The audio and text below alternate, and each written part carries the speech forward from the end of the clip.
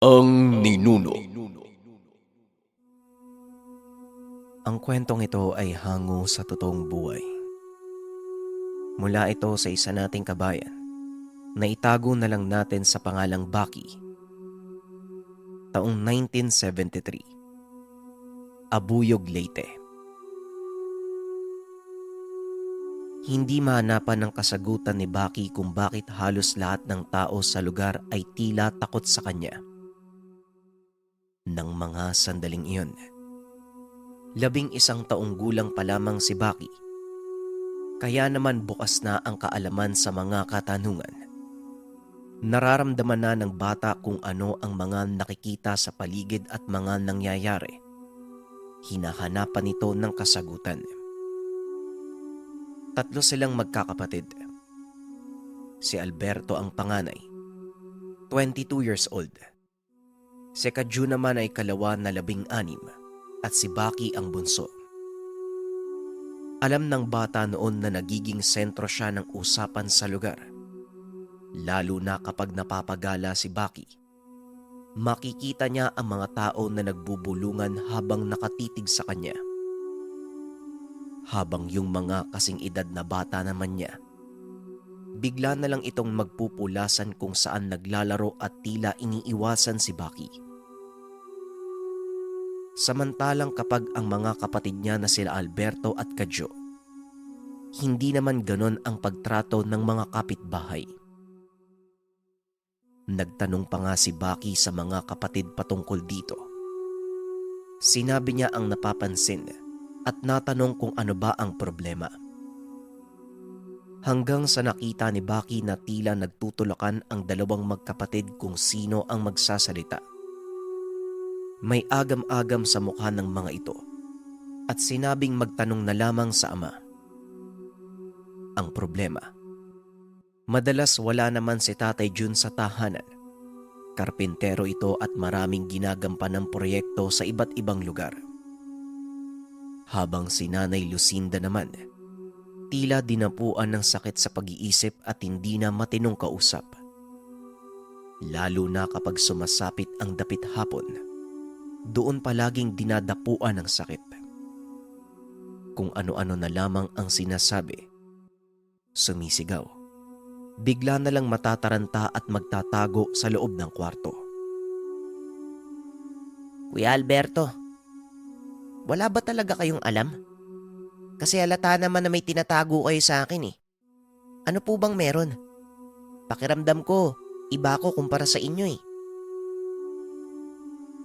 Tanong ni Baki sa panganay na si Alberto. Kasalukuyan noong naglalakad pa uwi ang dalawa. Galing sila sa paunguhan ng mga palakang bukid para maiulam sa gabi. Binaybay ng magkuya ang maliit na daanan na napapalibutan ng tanim ng palay at kangkong. Kasi hindi ko din alam, bunso eh. Baka pakiramdam mo lang yun. Huwag mo nang isipin. Walang kakaiba sa'yo. Nananalamin ka naman, di ba? Anong nakita mo? Tao ka, di ba? Walang kakaiba. Tugon ni Alberto. Dagdag pa ng kuya. Kailangan na nilang magbadali sa paglalakad. Dahil may dadaanan pa silang gulay na ihahalo sa nakuwang mga palaka. Magsasalita pa sana si Baki. Mas pinili na lamang niya na manahimik. Kahit anong idaylan ng mga kapatid, alam niya sa sarili na merong tinatago ang mga kuya. Lumipas ang ilang araw. Sa pagkakaalala noon ni Baki, masama ang panahon. Malakas ang ulan. Kasalukuyang sinusumpong ng sakit sa pag-iisip ang ina. Nag-aagaw ang dilim at liwanag ng mga oras na ito. Hindi pa rin dumadating ang ama. Naroon sila nakatambay sa beranda. Kaunting pagpapaliwanag sa lugar. Ang tahanan nila Baki ay isang palapag lang at nasa mababang antas ng lupa. Kaya kapag bumabaha, makakapasok ang tubig sa sala na nakabungad sa beranda. May hagdan na binubuo ng 3 baitang. Papunta ito sa 2 kwarto ng bahay. Ang isa ay sa kanilang magkakapatid, habang ang isa naman ay nakatapat sa tugkaran. Ito yung silid ng mga magulang. Baki, doon ka lang sa loob. Ano bang sabi namin sa ganitong oras? Di ba hindi ka pwedeng lumabas? Bantayan mo lang si nanay sa itaas. Baka kung ano yung ginagawa nun eh. Kami lang dito. At saka mamaya dadating na din si tatay. Wika ni Kadyo. Tumango naman si Baki.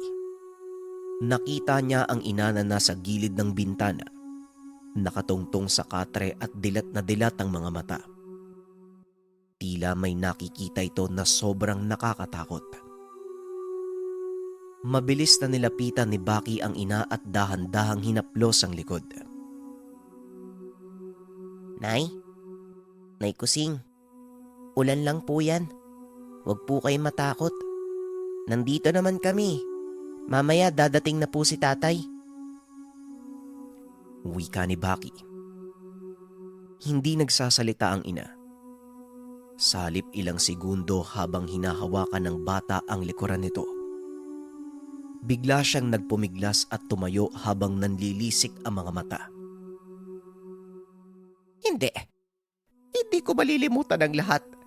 Umuulan din noon habang sinisilang ko ang isang bata.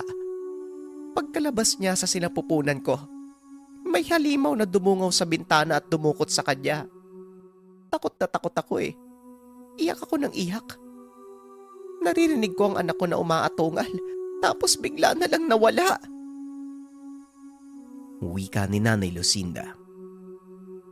Teka lang po, kumalma po muna kayo, Nay. Umupo lang po kayo. Baka malaglag ka pa dyan sa bintana eh.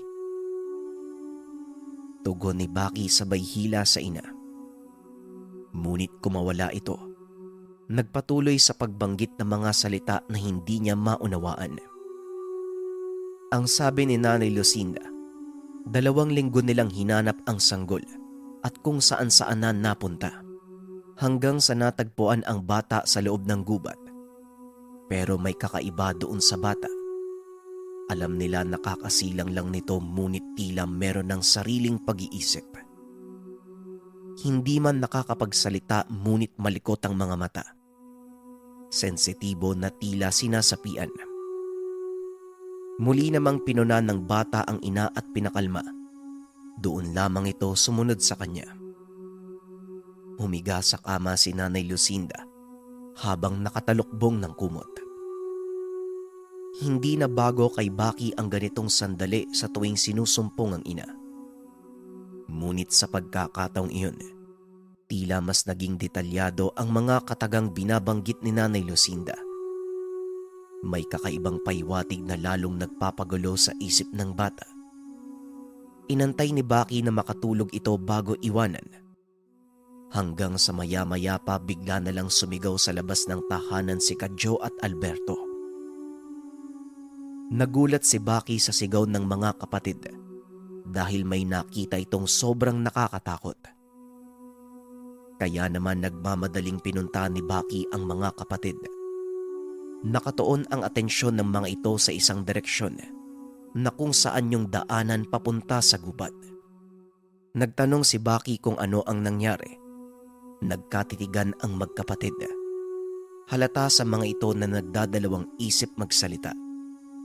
Nagtulakan pa ang dalawa hanggang sa sinabi ni Kadyo na wala na. Wala lamang iyon. Nagkatuwaan lang sila ni Alberto. Nabanas si Baki ng mga sandaling ito. Alam niyang may nakita ang mga kapatid pero ayaw sabihin sa kanya. Idagdag pa dyan ang mga katagang binitawan ng ina. Bagaman masasabing wala ito sa tamang pag-iisip, bumabagabag pa rin sa kanya ang mga narinig. Ano ba talaga? Mas pinapagulo niyo yung isip ko eh. Kuya ko naman kayo. Si nanay, kung ano-ano pa yung sinasabi. Napaka-weirdo. Hirap na ako ah. Naisip ko tuloy baka hindi nyo na ako kapamilya. Wika ni Baki.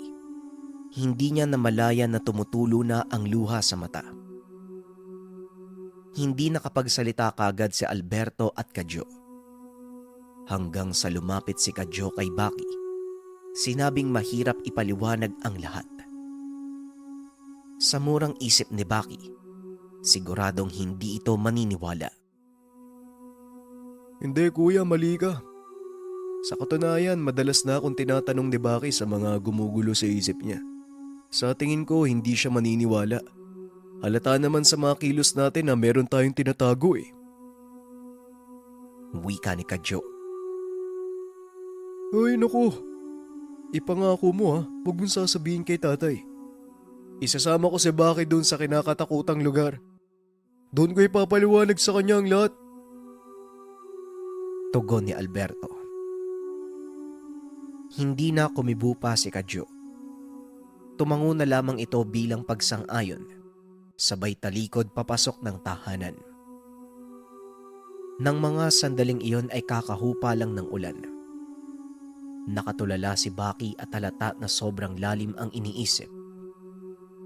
Inakbayan siya ni Alberto. Ipinaliwanag kung ano ang nakita nila kanina ni Kadyo.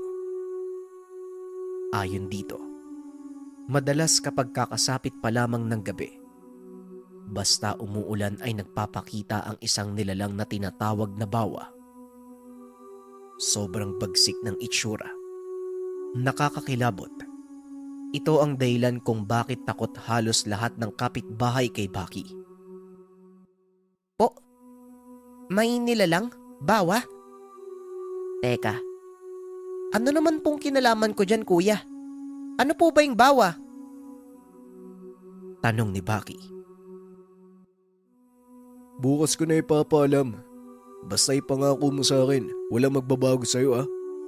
Kapatid ka namin at mahal ka namin, bunso. Tugon ng panganay. Bagaman may namumuunang kasagutan sa isipan, may agam-agam pa rin siya na baka hindi isiwalat ng kapatid ang lahat. Lalo na't nakikita niya sa mga mata nito na tila naguguluhan at hindi mapakali. Pagkarating ni Tatay Juan, nagtataka ito kung bakit tahimik ang tatlo. Naroon lang sa sala. Matapos makapagmano ay hindi man lang nagkikibuan. Sa kakaibang presensya ng mga anak, mabilis na pumunta ang ama sa itaas ng tahanan. Sinuri ang asawa at baka may nangyari ng masama. Ngunit maayos naman itong natutulog sa katre. Ay nako, kinabahan tuloy ako. Akala ko may nangyari na sa nanay niyo eh. Napakatahimik niyo. At saka parang dinaanan kayo ng bagyo. Karaniwang ulan lang naman yung nangyari kanina. May problema ba mga anak? Lalo na ikaw, Baki. Ang pangit ng mukha mo eh. Mukha kang palakang nakasimangot. Wika ni Tatay Juan. Kagad namang sumabat si Alberto na wala at ayos lang sila. Nagulat lang sila kanina dahil sobrang bilis ng pagtaas ng tubig. Ganun ba? Alberto, sumunod ka nga sa akin doon sa likod. Wika ni Tatay Juan. Dito nakaramdam ng kakaiba si Baki. Samantalang si Kadyo naman ay kalmado lang habang nakadungaw sa bintana. Pagpunta ni Alberto sa likod, pasimpleng sumunod si Baki. Alam niya na may pag-uusapan ang dalawa na maselan. Madalas itong nangyayari kapag umuulan sa gabi. Gumilid si Baki sa debisyon ng kusina habang unti-unti palapit sa maliit na siwang kung saan makikita ang ama na nakatayo malapit sa abuhan. Nang mga sandaling iyon makapigil hininga ang pangyayari, hindi niya malaman ang mararamdaman, kung mananabik ba siya o matatakot. Nagpakita ba uli? Ano bang sabi ko? Di ba kapag ganong oras at umuulan, huwag niyong papalabasin ng bahay ang kapatid niyo. Nakikita ko sa reaksyon niyo, halatang may problema. Wika ni Tatay Juan. Atay, pinapasok ni Kadyo si Baki. Sinabihan niyang bantayan si nanay sa loob kaso biglaan yung pagpapakita ng nilalang eh. Mantakin mo, tay. Sarap mismo namin na parang gustong pumasok sa bahay eh. Kaya ayun, napasigaw si Kadyo. Naalarma tuloy si Baki eh, kaya ayun, lumabas. Mabuti na lang wala na doon yung nilalang. Tay, naawa na ako kay Bunso. Araw-araw na akong tinatanong eh. Halata naman na niya eh. May isip na yan. At saka, nakikita niya sa kapitbahay natin na naiilang sa kanya. Bakit ayaw mo pa kasing sabihin sa kanya lahat, tay? Nang mapanatag na si Baki. Kami ni Kadyo ang namumroblema eh. Wika ni Alberto. Sa pagpapatuloy nito, tila naniniwala na si Baki sa mga binibitiwang salita ng ina sa tuwing sinusumpong. Natatakot ako, anak. Baka magbago siya eh. Hindi ko alam. Wala akong maisip na paraan kung hindi itago na lang sa kanya. Kapag nalaman niya ang lahat, siguradong magkakaroon ng malakas na kuryosidad ng kapatid niyo. Mamaya, mawalay pa yan sa atin eh. Alam mo naman siguro kung ano ang dahilan, lalo na ang pagpapakita ng bawa dito. Wika ni Tatay Juan. Dito tila binuhusan ng malamig na tubig ang bata. Natulala at tila maiiyak na sa kinakatayuan. Maya-maya pa, nang matapos mag-usap ang dalawa ay kaagad nang naglakad ang bata at dumiretso sa kwarto. Nakita siya ni Kadyo, kaya naman sumunod ito sa kanya. Hindi na kita pinuna. Gusto kong malaman mo yung lahat eh. Alam kong nakikinig ka sa pinag-uusapan nila tatay at Kuya Alberto. Ganun sila palagi kapag ganito na umuulan o hindi kaya naman umaambon lang sa dapit hapon hanggang gabi. Ayaw ni tatay na malaman mo ang patungkol sa pagkatao mo. Hayaan mo, suportado ka namin, Bunso. Bukas sasama din ako sa inyo. Kung anong lugar ang nabanggit ni Kuya Alberto, hindi ko kayo iiwan. Matulog ka ha. O yan, sige na. Gamitin mo tong kumot. Makapal yan at hindi ka malalamigan. Oh, bakit pa nakasimangot? Sige na, magpahinga ka na. Wika ni Kadyo. Sandali lang, kuya. Ano po bang pupuntahan natin dun? Kasi parang hindi po ako mapanatag. Parang nagkakatotoo po yung hinala ko na hindi nyo ako kapamilya. Teka lang po, wag po muna kayong umalis.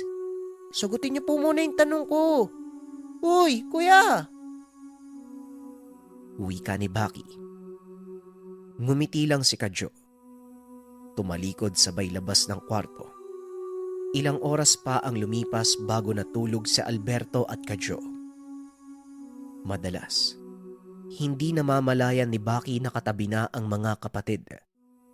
Naroon sila palagi sa labas. Hindi niya alam kung ano ang dahilan. Maging ang ama ay naroon din, na tila nagsisilbing gwardya ang mga ito sa paligid ng bahay. Kinabukasan, matapos makapag-agahan at pag-alis ni Tatay Juan, nakita ni Baki na nag-uusap si Alberto at Kadyo. Naroon ito sa tapat ng bahay na tila nagtatalo. Nang makita siyang lumalapit, bigla na lang natahimik ang dalawa.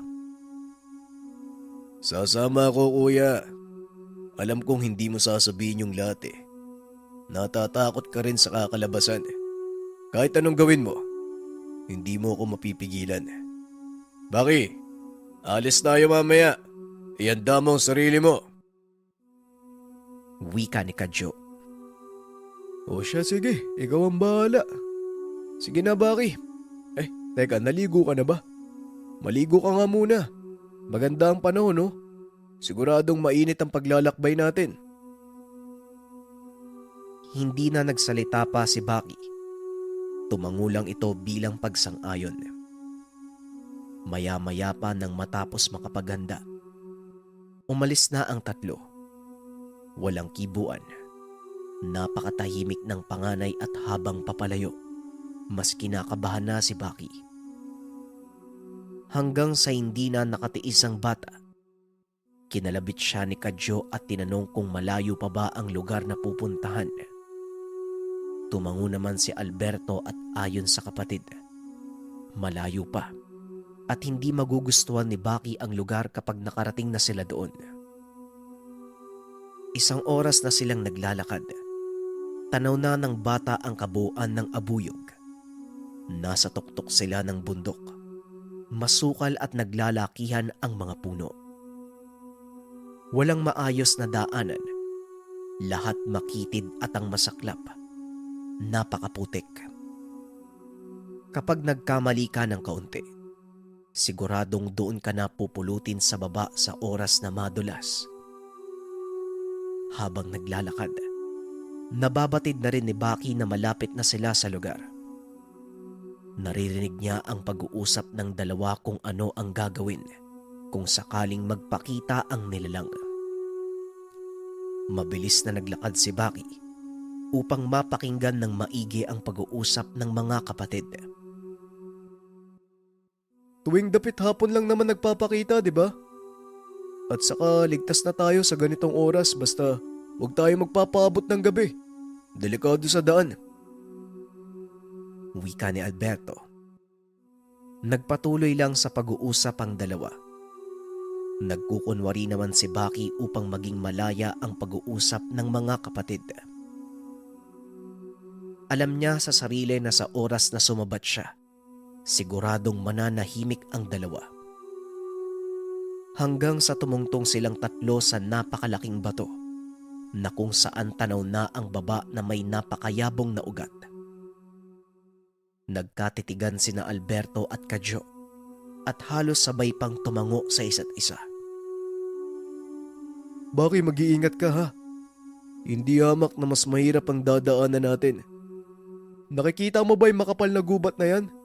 Sa gitna niyan, diyan namin sasabihin sa'yo ang lahat. Wika ni Alberto. Hanggang sa nagsimula na itong bumaba at ng mga sandaling iyon, sobrang lakas na ng pagkabog ng dibdib ng bata. Ilang sandali pa ay nakarating sila sa dalisdis ng bundok. Sobrang lilim ng lugar dahil sa kapal ng gubat. Nagmistula itong yungib na tila may nakatirang nilalang. Habang patuloy sa paglalakad, doon sila huminto sa pinakaliblib ng lugar, kung saan may pabilog na espasyo at may nagbumukod tanging puno sa gitna na ubod ng laki. Nakakakilabot ang lugar. Lahat ng nakapalibot na mga puno ay sumasayad ang dahon sa lupa na tila nakayuko at sinasamba ang punong nasa gitna. Ikatlong beses ko na ito sa lugar. Yung una at pangalawa, bata pa ako nun. Siguro nasa 12. Hindi sinasama ni tatay si Kadyo eh. Mahina yung pangangatawan saka magkakaroon ng hindi malamang sakit. Bakit bunso? Gusto mo bang malaman kung bakit ganun ang kalagayan ni nanay? Kung bakit siya dinapuan ng parang baliw? Dahil yun sa'yo. Wika ni Alberto. Halos sumabog ang dibdib ni Baki ng mga sandaling ito. Nang maalala ang palaging sinasabi ng ina sa tuwing sinusumpong. Kagad pumasok sa isipan na maaaring siya ang sanggol. Ipinanganak noon at dinukot ng nilalang. Lalo na nang magpatuloy sa pagsasalaysay si Alberto. Ayon dito, habang ipinagbubuntis si Baki ni Nanay Lucinda, lahat ng kapitbahay hindi na lumalabas ng tahanan sa kadahilan ng may kinakatakutan ito na umaaligid palagi sa bahay nila Baki. Tuwing takip silim at kapag may kasamang ulan, doon tuluyang makikita ang kabuuan ng nilalang. Isang bawa na napakalaking halimaw. Ang ulo nito ay sa kalabaw, habang ang katawan naman ay sa tao. Pero sobrang laki ng kalamnan at laging galit. Tama si Kuya Alberto. Habang nangyayari yan, bunso, nagkasakit ako eh. Nung ipinagbubuntis ka, doon ako dinapuan ng sakit. Ang dahilan ng ipatingin nila ako sa albularyo, meron daw gustong ihatid na mensahe ang bawa. Pagagalingin niya lang ako sa oras na ipinanganak ka at ibigay sa kanya. Diyan siya nakatira. ang maharlikang bawa na gustong magkaroon ng alagang tao. Sa pagkakaalala ko, nabulabog ang lugar natin. Nagsilikas na yung iba dahil alam nila na iba yung ugali ng nilalang na yun. Kung ano ang gusto niya, dapat masunod. At kapag merong nakialam, siguradong hindi magandang mangyayari. Ang sabi ni Alberto. Dumulog sila sa albularyong gumamot kay Kadyo. Tinanong nila kung maaari bang maproteksyonan ang sanggol na isisilang. Nang sa ganon ay hindi ito makuha ng balaw. Ngunit umiling ang albularyo at sinabing walang sino man ang makakapigil sa ganitong uri ng engkanto. Ang balaw ay pinakamalakas na lamang lupa dahil protektado ito ng kalikasan. Kaso nga lang, kung ano man ang kagustuhan ng nilalang ay dapat mangyari. Dagdag pa ng manggagamot. Sa oras na hindi maibigay ang sanggol, mas lalong malaking gulo ang magaganap. Lingid ang lahat ng iyon sa kaalaman ni Nanay Lucinda. Hindi naman ito naniniwala noon kahit anong abiso ng pamilya na may gustong kumuhang engkanto sa bata. Nung araw na isinilang ang sanggol, alam nilang naroon na ang balaw sa labas ng tahanan at ramdam ito ni Tatay Juan. Kasabay ng malakas na ulan at bawat patak ng tubig, tila tunog na umaatungal sa malaking halimaw. Pagkasilang ng bata, hindi pa man naiaangat ng kumadrona ang sanggol, may humablot na nilalang mula sa bintana. Wala namang nagawa ang lahat kung hindi manigas na lang ang katawan sa sobrang kilabot sa nakita. Wala rin kahit sino na nais tumulong sa kapitbahay upang hanapin ang bata, lalo na ang paghanap sa halimaw. Natatakot ang mga ito na baka masawi lang sa oras na makita ang balaw. Kaya naman si Tatay Juan lamang kagad ang gumalugad sa buong lugar. Hanggang sa mabilis na lumipas ang 1 linggo, hindi pa rin nila nakikita ang bata. Gusto na noong sumuko ni Tatay Juan, ngunit dahil sa pangungumbinsi ni Alberto, nagpatuloy pa rin ito sa paghahanap. Sumama na rin ang panganay upang kahit papano masuyod nila ang bawat sulok ng lugar. Hanggang sa napadpad sila sa lugar kung nasaan sila ngayon, dito nila natagpuan ang bata. Nasa gilid ng malaking puno na nakikita nila sa harapan at maayos ang pagkakalagay. Sa katunayan, masigla ang muka na nakabalot sa balat ng kahoy, ngunit napakalambot sa balat. Kakaiba noon ang presensya ni Baki. Bagaman hindi nagsasalita at nakaigalang sa kugon, ngunit makikita sa mga mata na malikot na tila may sarili ng pag-iisip. Bukod pa doon ay nagliliwanag ang katawan. Akma sanang kukunin na ni Tatay Juan ang bata, ngunit bigla na lang lumitaw ang balaw. Galit na galit ang muka na tila nais silang sunggaban. Nakikiusap ako. Ibalik mo sa amin ang bata. Bilang pagtanaw ng respeto sa iyo, balaw, gagawin ko ang lahat para maibalik lang sa amin ang bata. Kahit anong ipagawa mo, pagsisilbihan kita. Wika ni Tatay Juan. Hanggang sa nanlaki mga mata nila Alberto at Tatay Juan nang magsalita ang nilalang. Malinaw itong nagsalita, ngunit nakakakilabot ang boses.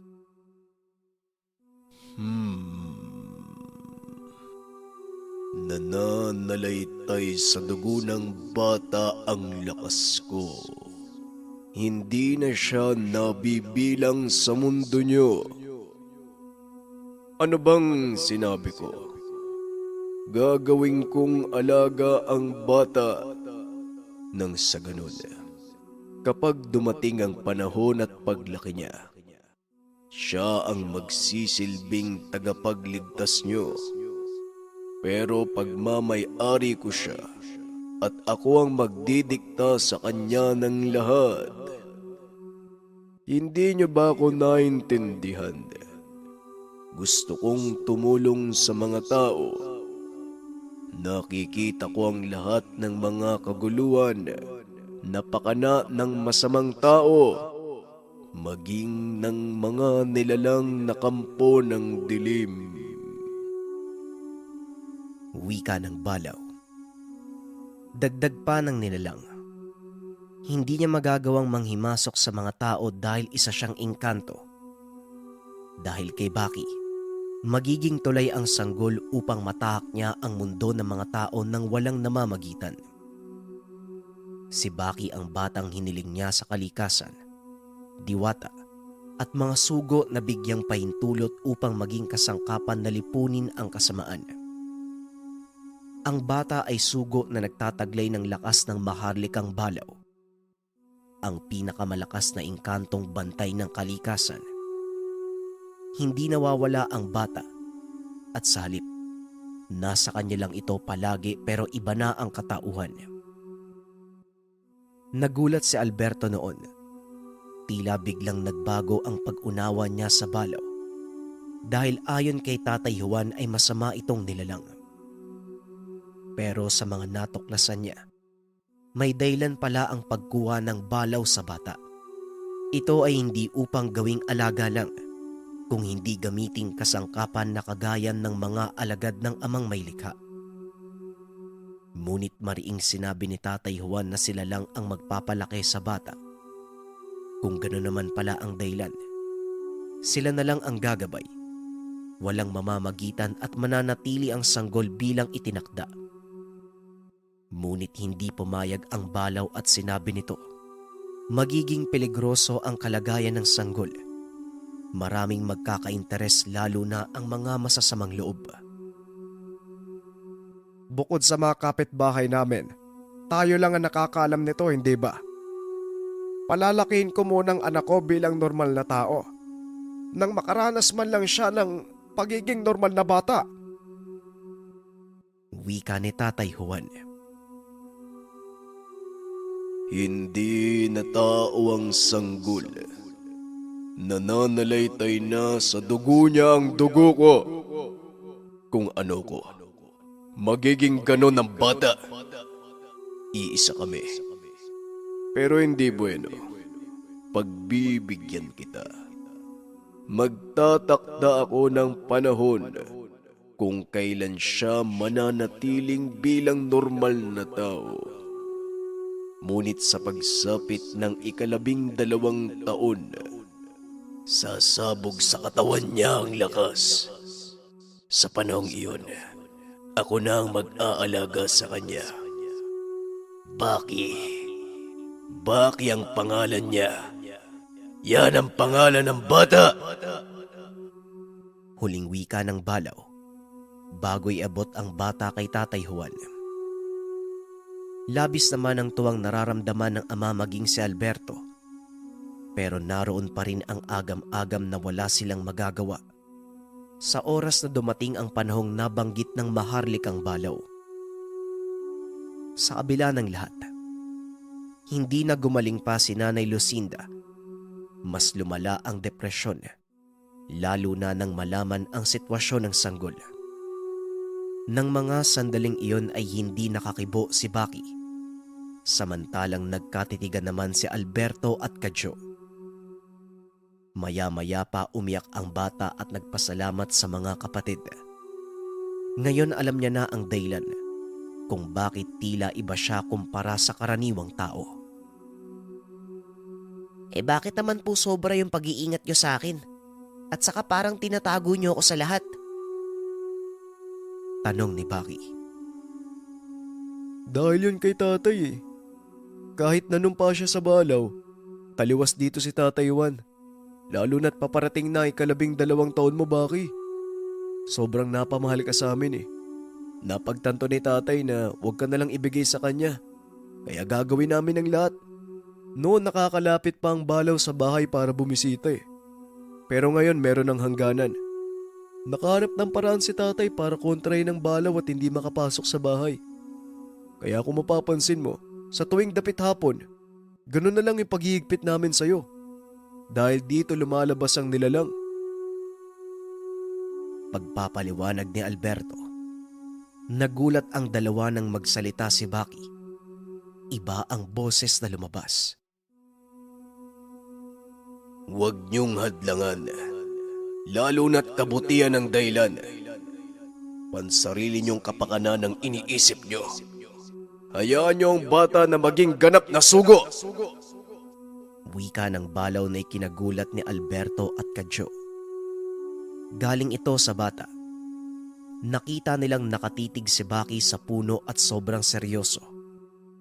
Hanggang sa umabante ng lakad si Baki at dito halos magtakbuhan si Alberto at Kadyo nang makita ang napakalaking imahe sa likuran ng bata habang naglalakad. Naloko na. Kung hindi ako nagkakamali, yan ang balaw. Nakikita mo ba, Kadyo? Wika ni Alberto. Tama ka. Pero paano? Di ba dapit hapon lang yan pwedeng lumabas? Tugon ni Kadyo. Hanggang sa bigla na lang huminto sa paglalakad si Baki. Dahan-dahan itong humarap sa mga kapatid. Mali ka, Kadyo. Pinahihirapan niyo lang yung bata. Mula pa nung sanggol siya, nakaanib na ako sa katawan niya. Napagpasyahan ko na hindi muna kunin si Baki. Salip, ako na lang ang sasama sa bata habang buhay. Para na rin makatulong ako sa pamilya niyo at hindi madagdagan ang problema. Ito ang kapalit. Dahil akong dahilan kung bakit nagkasakit ang nanay niyo sa pag-iisip. Hindi pagbisita ang pagpapakita ko tuwing dapit hapon at kasabay ng ulan. Yun lang ang oras para lumabas ako sa katawan ng bata. Para bantayan ang bahay niyo gabi-gabi. Natatawa ako sa tatay niyo. Ginawan pa ng pangontra yung paligid ng bahay. Ang hindi niya alam, kasama niyo ako sa bahay. Wika ng balaw sa katauhan ni Baki. Nang marinig ito ni Alberto at Kadyo, makikita sa mga mata nila ang saya, ngunit meron pa ding agam-agam. Mga kuya, narinig nyo naman po, di ba? Hindi na ako mawawalay sa inyo. Kaya wag na kayo mag-alala. Si tatay naman, magiging masaya yon, pero ang problema ko, ganun pa rin yung trato sa akin ng mga kapitbahay. Wika ni Baki. Dito pa lamang gumaan ang pakiramdam ng dalawa. Sapagkat alam nila Baki na ang nagsasalita, hindi na ang maharlikang balaw. Ngunit ang ipinagtataka nga lang ni Alberto at Kadyo, bakit tila tanggap ng kapatid ang sitwasyon? Hindi man lang ito makitaan ng pag-aalala. Salip masigla pa at tila tuwang-tuwa. Bunso, teka. Ayos ka lang ba? Hindi ka ba nagalit matapos mong malaman ang lahat? Tanong ni Alberto. Bakit naman po ako magagalit, kuya? Ang sa akin lang naman, gusto ko pong malaman yung katotohanan. Masaya nga ako dahil sinabi niyo yung lahat eh. Natutuwa po ako malaman na nasa katawan ko pala yung balaw. Kanina lang nagpaiwatig siya habang nag-uusap tayo eh. May binulong sa akin. Humingi siya ng paintulot na siya muna ang gagamit sa katawan ko. Para siya na daw yung magpaliwanag ng buong detalye sa pagkatao ko mula pa nung sanggol ako. Pero hindi ko pa siya nakikita, kuya. Hanggang sa bulong lang. Ano bang itsura niya? Nagpakita ba sa inyo kanina? Nakakatakot ba? Natawa si Alberto ng mga sandaling iyon. Bagaman alam na ni Baki na nasa katawan niya ang balaw, hindi pa rin pala nakikita ng bata ang totoong itsura nito. Huwag mo nang pangarapin na makita pa. Makiusap ka na hanggang bulong lang. Kapag nakita mo yun, siguradong mahihimatay ka sa takot. Nabanggit naman na ni Kuya sa'yo sapat na yun. Baka kasi magpakita din sa amin ako. Lagi mo pa namang kasama. Kuya Alberto, sayang lakad Walang silbi yung ginawa natin. Nasa bahay naman pala yung balaw Wika ni Kadyo. Oo, parang ganun na nga. Nagutom tuloy ako. Para tuloy tayong ewan. Naglagay pa ng mga pangontra si tatay sa bahay natin. Nasa loob naman pala yung kinokontra. Nasa loob pala yung balaw. Tugon ni Alberto. Maya-maya pa, nag-aya ng umuwi si Baki. Nananabik ang bata at makikita sa muka ang labis na tuwa. Hindi naman nagsalita si Kadyo at Alberto hanggang sa makarating sa lugar kung saan tanaw na nila hindi kalayuan ang tahanan. Nakita nila ang tiyahin na si Miling, kapatid ni Tatay Juan na tila natataranta. Tumatakbo ito habang sumisigaw. Nakaramdam ng kaba si Alberto kaya sinabihan niya ang mga kapatid na bilisan ang paglalakad. Nang malapit na sa tahanan kagad silang tinawag ng tiyahin. Dalian niyo at tulungan niyo ako. Mabuti dumaan ako dito, kung hindi, siguradong patay na yung nanay niyo. Nakalublob yung ulo niya sa balding may tubig. Magpapakamatay ata eh. Wika ni Tia Miling. Walang sabi-sabi kagad na pumasok ang tatlo at nakita ang ina na nasa papag. Madaming pasa sa katawan at nakatulala. Nay, ano po bang nangyari? Di ba ang sabi naman namin babalik kami kagad? Teka, tignan mo nga Kuya Alberto. Baka may sugat pa sa likod eh. Ang daming pasa. Wika ni Kadyo. Akala ko yung malaking halimaw. Pero hindi. Basta nakita ko dyan sa kusina. Maitim. Mukhang impacto. Tapos ganito. Nakatayo ang mga buhok. Parang gumagalaw. Wika ni Nanay Lucinda.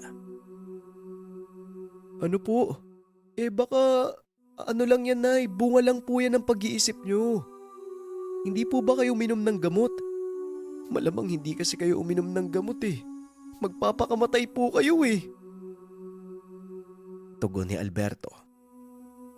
Hanggang sa muling nagsalita si Nanay Lucinda na ikinagulat ng magkakapatid. Sa tingin niyo ba, nagsisinungaling ako dahil may sakit ako? Tandaan niyo, tuwing dapit hapon lang ako sinusumpong lalo na kapag umuulan. Dahil ito sa halimaw na kinakatakutan ko noon pa. Yung sinasabi niyong maharlikang balaw. Maniwala kayo sa akin mga anak. Iba talaga ang nakita ko sa kusina. Dagdag pa ng ina. Sinakal siya ng nilalang at pumasok ang buhok sa bibig at ilong niya. Hindi makahinga si Nanay Lucinda hanggang sa nanlaban na ito ngunit malakas ang elemento. May sinabi pa sa kanya ang nilalang. Itinanong kung nasaan ang itinakda. Mabuti na lamang dumating si Tia Miling dahil siguradong mamamatay siya. Nang mga sandaling ito wala sa kanila ang nakapagsalita. Biglang natahimik at makikita sa muka na malalim ang iniisip. Lalo na si Alberto. Nang marinig ang katagang itinakda. Alam niya sa sarili na kung totoo man ang sinasabi ni Nanay Lucinda, ang itinakdang nabanggit walang iba kung hindi si Baki. Dadalhin na sana nila si Nanay Lucinda sa pagamutan. Ngunit bigla namang dumating si Tatay Juan, kasama ang albularyong si Ismael. Ang matandang ermitanyo na palaging pinupunta ni Tatay Juan upang ikonsulta ang kalagayan ni Baki. Ngunit nang makita ang kalagayan ni Nanay Lucinda, nataranta. Kagad nagtanong kung ano ang nangyari. Samantalang yung albularyo naman na si Ismael, biglang nagsalita. Inaswang si Lucinda. Hindi ako nagkakamali. Bakas pa sa asawa mo ang amoy ng aswang. Pero bakit? Nakakapagtaka. Umatake ng may araw. Wika ni Tandang Ismael. Po, aswang? Ang ibig sabihin totoo yung sinasabi ni Nanay. Teka, may sinabi din daw sa kanya yung nilalang eh. Nagtanong kung nasaan yung itinakda. wika ni Alberto. Siniko naman siya ni Tatay Juan at pinandilatan ng mata. Kaagad itong napansin ni Kadyo. Alam na ng binata ang ibig sabihin, lalo na nang tumingin si Tatay Juan kay Baki. Hindi nakatiis si Kadyo. Pinuna ang ama. Sinabi ng matanda na alam na ni Baki ang lahat dahil inilahad na nila ang buong katotohanan sa bata at kung saan sila nagpunta kanina. Galit na galit si Tatay Juan at nagtanong kung bakit nila pinaalam. Nag-aalala siya na baka mabago si Baki at tuluyan silang iwan. Tay, tanggap ni Baki. Nakausap namin yung balaw kanina. Matagal nang nakaanib sa katawan ni Baki yung engkanto eh. Ang pagpapakita niya tuwing hapon, hindi pala para bisitahin si Baki. Lumalabas lang siya sa katawan ni Baki para bantayan yung buong bahay natin. Sanggol pa lang si Baki, tay.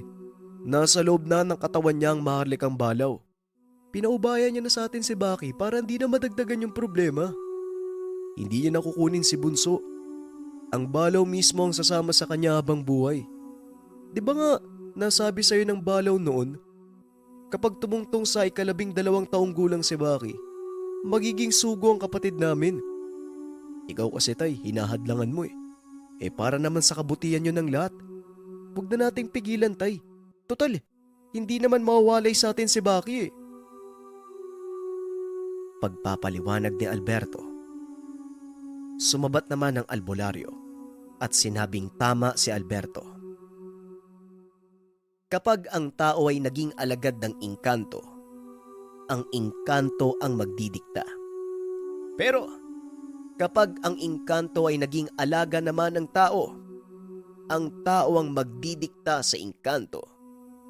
Ang ibig sabihin, susunod na kay Baki ang balaw. Poproteksyonan niya ang bata sa lahat ng mga banta. Alalay ni Baki ang maharlikang balaw. Nakakamangha. Nakabaliktad na ang sitwasyon. Mabuti naman pala ang balaw eh. Akala ko noon masungit. Siguro, naawa lang sa pamilya nyo. O hindi kaya naman, yun talaga ang totoong plano ng balaw. Sinubok lang niya ang katatagan ng pamilya nyo. Kailan ba magdodose ang batang ito? Tanong ng albularyo. Ang sabi ni Tatay Juan sa susunod na linggo na. Nanlaki mga mata ng albularyo. Dapat bantayan ang bata hanggang sa araw na iyon. Kailangan itong madepensahan dahil maraming banta. Maaaring hindi lang aswang, kung hindi iba't ibang nilalang. At pwede ding mga tao na may masamang gawain o kaya mangkukulam. Dahil kapag hindi napatay si Baki, tutugisin ng bata lahat ng masasama. Isang patunay ang aswang na bumisita kanina. Dito na muna ako mananatili hanggang sa kaarawan ng bata. Habang nangyayari ito, ako na ang gagamot kay Lucinda. Hindi siya mapapagaling ng kahit sinong doktor. Kagad namang sumang-ayon si Tatay Juan. Nagmungkahi kila Alberto na sabay nilang babantayan si Baki. Ngunit sumabat ang bata. Ayon kay Baki, hindi na nila kailangan mag-abala. Binulungan siya ng balaw at sinabing hindi niya kailangan ng bantay at pauwiin na lamang ang albularyo. Mas kinakailangan ito ng mga tao kumpara sa bata na may bantay mula pagkabata. Sobrang nagulat si Tandang Ismael. Napailing at napagtanto na tuluyan ang pumasok sa diwa ng bata ang balaw upang makapagbigay abiso, lalo na't nalalapit na ang kaarawan ng paslit. Ngunit imbis na umalis si Tandang Ismael, pinili pa rin niyang manatili sa tahanan ni Baki upang matunghayan ang bata kung ano ang magiging resulta sa oras na maging ganap itong sugo. Hayaan mo ko, Baki. Tutal, ang anak ko ay naroon sa tahanan. Marunong din siyang manggamot. Pagsapit ng hapon, si Alberto at Kadyo nasa bungad na ng beranda. Samantalang si Tatay Juan naman ay nasa loob ng kwarto Sa gilid ng katre at binabantayan si Nanay Lucinda. Naroon din si Tandang Ismael at si Tia Miling. Habang si Baki naman, naroon sa sala. Nananabik ang bata dahil maya-maya lang ay lalabas na ang nilalang. Lalo pat saktong umaambon ng araw na yon. Makikita niya ang totoong itsura ng maharlikang balaw.